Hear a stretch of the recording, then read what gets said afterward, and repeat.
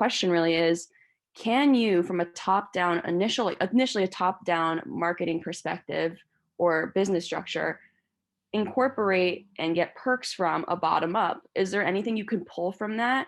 Or is it like a complete gut renovation? You can't get anything from it, and there's no absolute way to incorporate that into your business model. I just feel like there Well, might be a crossover. as my therapist would say, let's be specific and define terms. So I think what I would call what I mean when I say bottom up marketing and maybe what like Google says are very different things. Mhm. So bottom up marketing to me is this idea of a funnel. And at the top of a funnel, like if you just, the easiest way to think about it is if you have an e-com site that sells sparkling water, the funnel basically is you run ads, like let's say on Facebook, or it could be a billboard, or it could be anything. And that's the top of the funnel because there are hundreds of thousands of people out there in the world that, or in the city or whatever, that like sparkling water. And you're just reaching them for the first time. And then they get sucked inwards whereby they're like, oh, maybe I'll buy, maybe I'll buy, maybe I'll buy. And then the bottom is them buying. And then I always say that it actually starts going out like an hourglass where they become repeat customers and then passionate loyalists. So when I talk about bottom up marketing, what I mean is a lot of founders start a company and they spend a lot of time on the product and they just want to get it out there. And so they obsess over, how do I reach as many people as I can? How do I yell from the rooftops? How do I get hundreds of thousands of people to hear about it?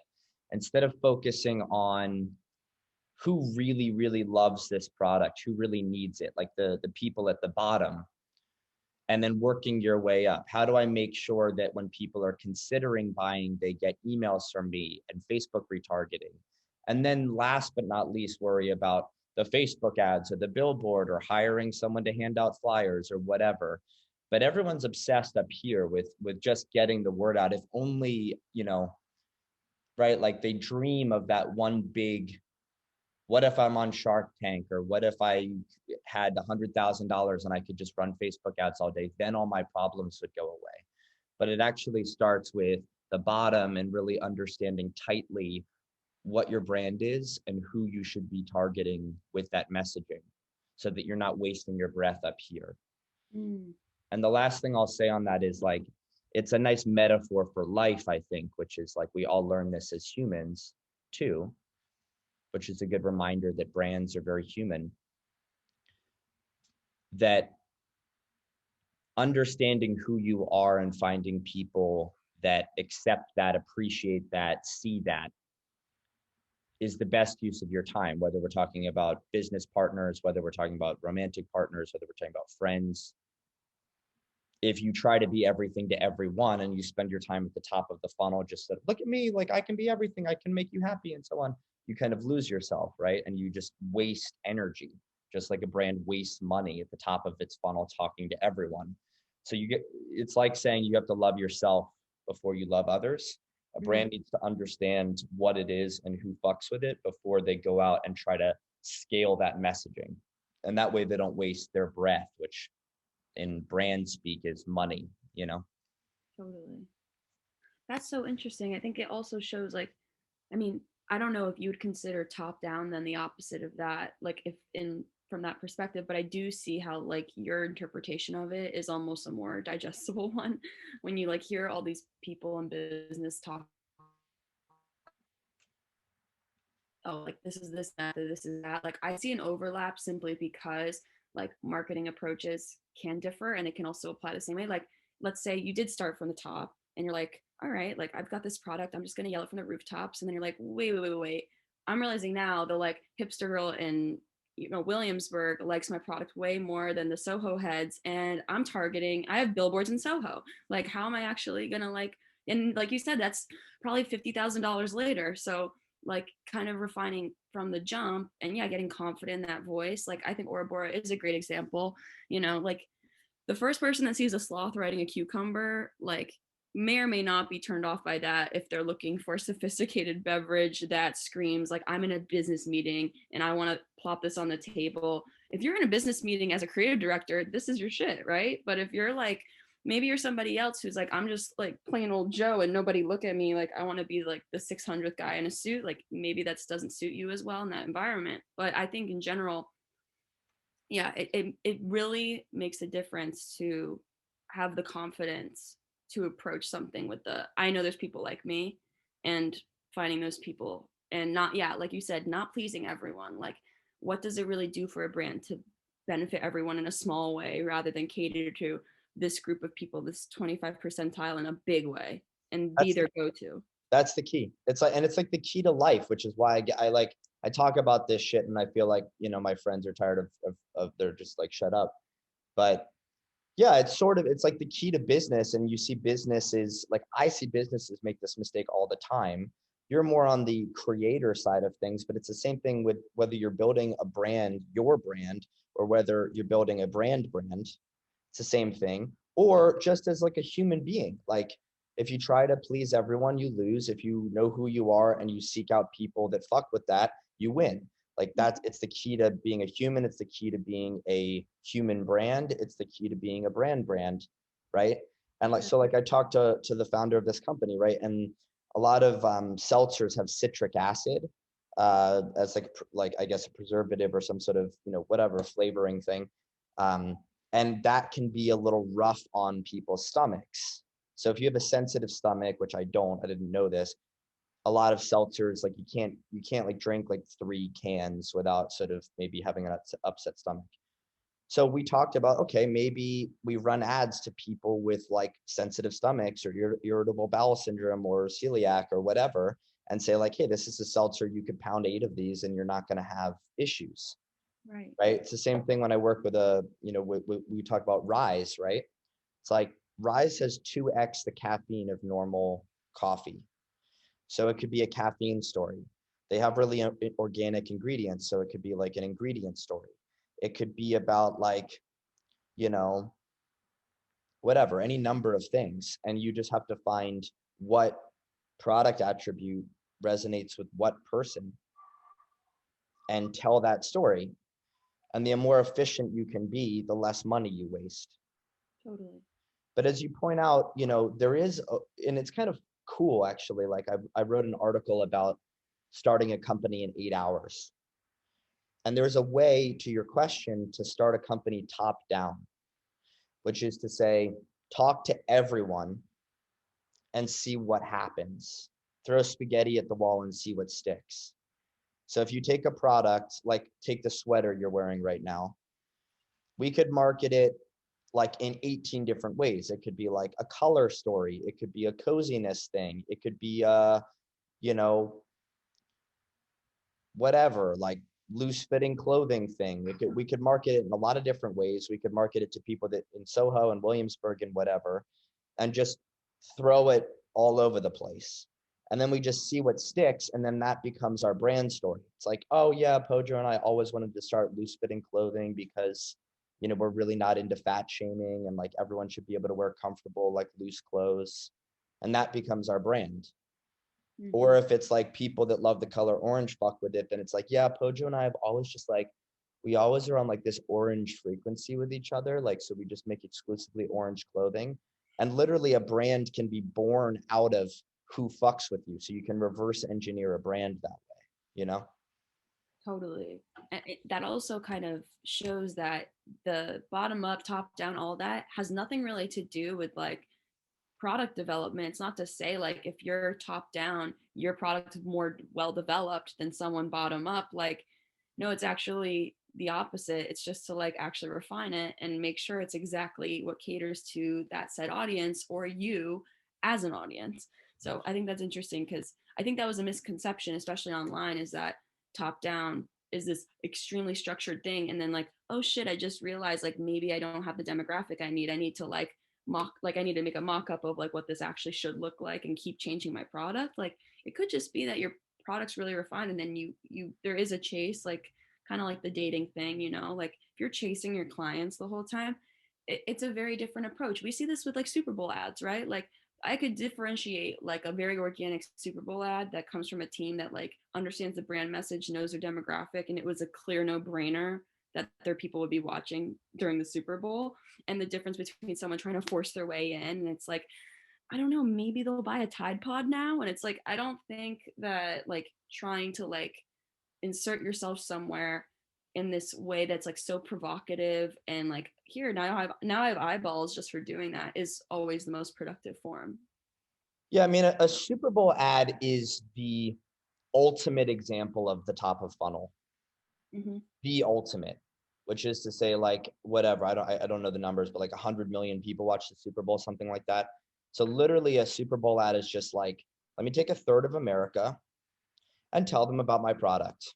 And some people in there will fuck with it a lot, and some people won't fuck with it at all. And like, that's okay. But it's sort of like the ultimate, like, I don't care who I hit. Let's just throw the biggest net out there and see what we can catch. And then a Facebook ad, if you do it correctly, is like the complete opposite. Like you can be like a sniper rifle, like someone who has visited my site 4 times, who has brown hair, who lives in Williamsburg, who's between the ages of da da da. It's like, boom, I can get it down to, you know, 10 people if I want. So yeah, I mean, it's just a matter of, as you point out, like if you know exactly what you are as a brand, like I've started a seltzer company. It's for people with sensitive stomachs. Cool. We can find those exact people, bottom up. Or if you're like, I don't really know what I am. I kind of made this thing. It has a lot of cool perks. I could tell you 5 or 6 things I like about it. I could be everything to everyone. Let's run a bunch of ads and then just see where the path of least resistance is. And then be that brand from now on. So like, oh, it has nothing to do with citric acid. It's all about the color yellow on the can, or all about the fact that like it's unusual flavors, or 1% for the planet. Cool. We're the 1% for a planet seltzer now. That's what we are. Mhm. And so you can kind of decide if you want to let the masses inform your path, or if you want to pick your path and find your crew, Totally. you know? Yeah. I love that. I've this is so interesting to me too because, as like a small business owner, having a brand built already and a community built already, with my platform, it's interesting. Like as of late, I've been thinking about merchandise. One of my first things was napkins, which relates to Models City in a very direct way. I think it's a pretty universal product. But after going through like requests from people for like what merch do you want, it kept coming back as the typical sweatshirts, t-shirts, bags, hats. Like great, love that. But how do we actually like make it so it's the longevity of the brand exists rather than like this is a toss away sweatshirt that your sister stole and now it's in a landfill because like nobody knows what to do with it. Um, so I think like yeah, having a product that really caters, like I'm learning now the value in like the first few things you put out. No pressure to small business owners out there, but it's true, like it does define the brand. So kind of navigate carefully and decide like exactly where you're trying to go. Like if I'm anti fast fashion and I'm out here just creating a bunch of crap that like doesn't really mean much to me as a brand owner but like will sell, that in itself is kind of self-destructive because if we're trying to build a brand name that distinguishes yourself and you did that through media and now it doesn't really like mirror in that effort or in that intention with your product, then it's kind of a confusing like water to navigate because it's really a matter of last episode, are you going to exchange this energy and lose trust whether or not they buy the product? There could be people that buy the product still and still feel like this kind of cheapened the brand. I think Yes. that's also a place not to overthink but to consider. I was about to say, like, this is exactly what we talked about last time, and you broke up on my end. So hopefully people heard what you said. But Mm. um, yeah, like, for example, if you're going to make merch for your brand, and it sounds like you have 2 options, which is perfect, right? It's exactly what we're talking about, just a real world example. You can make the fast fashion shitty merch that's kind of like anti your brand and will erode how tight your brand is, will erode your rider, like the trust of your ride or die crew, but will make you some money today. So you're literally taking values, trust, and exchanging it for US dollars by way of a hoodie made in China. Or you could make a lot less money, make the napkins, maybe you make a tenth the money, but you're actually building energy up here because the people that do buy it are like, wow, this brand is really stands for something. Like it's really tight. And so I fuck with it that much more. So cool, you only traded in, you only got a little bit of US dollars, but you didn't have to lose any clout. You didn't have to lose any brand equity up here, you know? And that's a big trade-off for brands is like a lot of brands used to play the brand equity game. So there are two kinds of marketing historically, brand equity and direct response. Brand equity marketing is like you see a Coke ad on TV. It's not designed for you to like leap up off the couch, get in your car, drive to a 7-Eleven, like buy a Coke, bang, like, oh my God, like that made me want a Coke so fucking bad. That's just like warm and fuzzies where like you see 462 Coke ads. And then the next time you're standing at a big fridge and you could get like a Coke or a Sprite or a Fanta or a fucking Snapple, you get a Coke. It's just to build those warm and fuzzies. And then mostly brands like this, because they can't waste money on building like 4 years worth of warm and fuzzies, they need to know that when they spend time and money on marketing, it fucking has a direct response. It does something fast. So that's where you're looking at your Facebook ads and you're like, how much did I spend on the ads and how many cans of seltzer did I sell today right now? Mm-hmm. So we live in this world where people mostly, certainly small brands, want a direct response. It's much less about building brand and much more about converting to cash now. Right. Exactly. And it's like that kind of catch 22 as a small business, anyone, because you want to stay afloat, you want to keep your business moving, but you kind of have to decide like what you're willing to sacrifice to see if it works. Like also like small batch, right? Like that was kind of my thing with the napkins, seeing the response, it's selling out in a day. Like, okay, that's actually really good feedback. Regardless of if the, clientele or my, customer is a group of 10, 20, 100, like that in itself just shows. And if people are responding quickly, it's another thing. It's like demand. So it can scale eventually. And it's like not being afraid to take that risk. I think that's what it is too. A lot of people aren't really willing to invest in an idea and they'll just take the easy way out because it's guaranteed money in whatever way. But like we said, you just kind of have to be comfortable stepping out of your comfort zone and into your niche a little bit more and seeing if people bite. Yeah, like fucking right on the money. Like, not to shit on your generation, I guess it's mine too, right? But like your generation is like unfortunate. I feel bad for you. Like everything comes so fast. Like you can get pad thai from across town, you can order up a fucking date for that night, you can, like whatever, an Uber, like whatever you need, Amazon 2 days later, Netflix streaming now. Like even compared to my childhood, it's changed a lot, and there's this instantaneous thing. And we were just talking, so that's on the consumer level. On a brand level, there's this direct response expectation. We're not building a brand for a decade, we're making money today, motherfuckers. Like I need to convert now. Mm-hmm. I totally agree with you that if every influencer or every like small brand, every platform like Models That Eat, or every brand like this, if they could just be a little bit more patient, if they could invest, and this links back to our conversation last episode, which was all about building the value and not harvesting it, not needing that rate right now, not pushing so hard, like being okay investing in the long term. Gary Vaynerchuk says, she who holds her breath the longest wins. I would say, like, last time I gave you the analogy of the fruit ripening on the tree. You can let it ripen or you can pick it and eat it.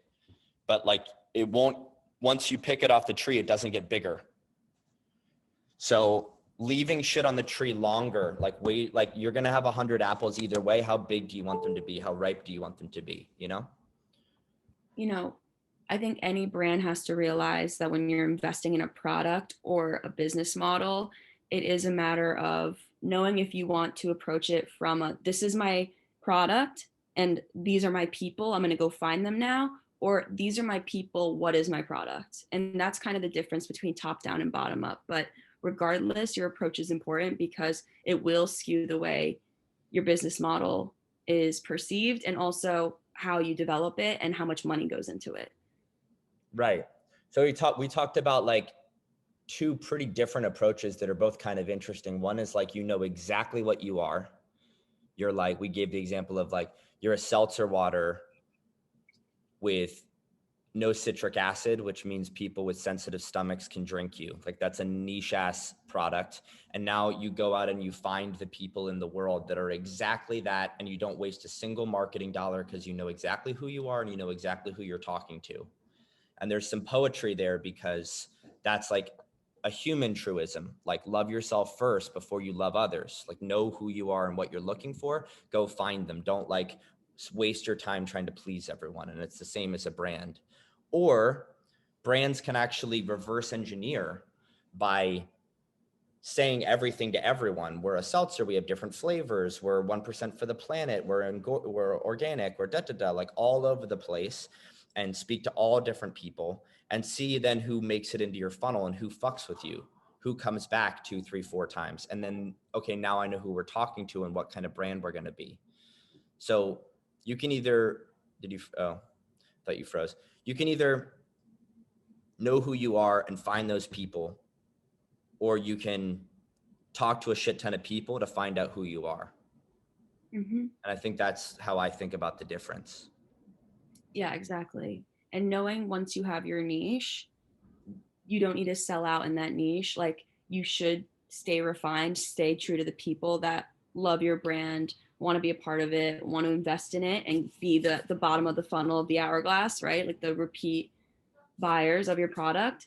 But in that too, knowing that straying away and doing the easy option that might just be like the baseline strategy that's kind of like, kind of like the fast fashion of your niche can also jeopardize the brand. So don't be afraid to invest in those things that cater to you specifically and will cater to people just like you specifically. Because Yeah. that's how you build that following and like love, like following that loves your product. Right. It's like this idea of restraint and what we talked about last episode of like,